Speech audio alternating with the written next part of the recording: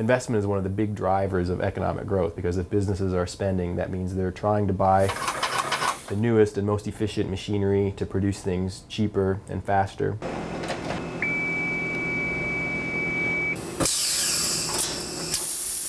Some companies that are very successful are still having trouble getting credit, not because they're not a great opportunity. Because this deficit is sucking up so much of the investment dollars out there.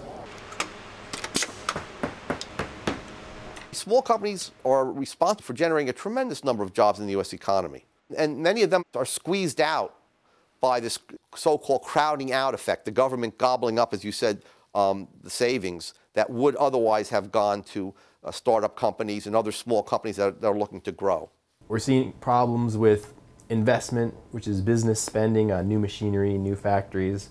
That's fallen basically to where it was back in 2001, so that's been really low. Uncertainty in terms of the new administration, relatively new, a year now, but they still haven't finalized everything that they're doing in terms of taxing on businesses, you know, and the incentive to innovate, research and development, right?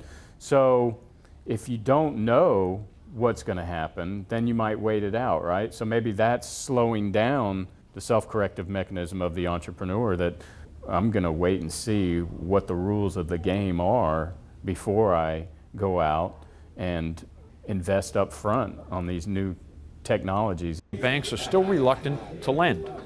Lending activity is very sluggish at this point, and it's because banks are still concerned that they've got existing loans in their books that are non-performing, and not until they're convinced that this is a true recovery are they going to have the confidence to be making new loans. If you bring the deficit down and the government doesn't borrow and doesn't buy up these resources for purposes that do not serve consumer wants, those resources will go into areas that will restart the economy again.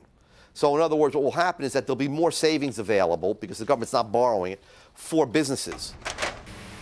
And as that occurs, you'll see interest rates dropping, and then businesses will slowly begin to borrow that money and invest it in projects that are based on realistic expectations of what the interest rate will be in the future.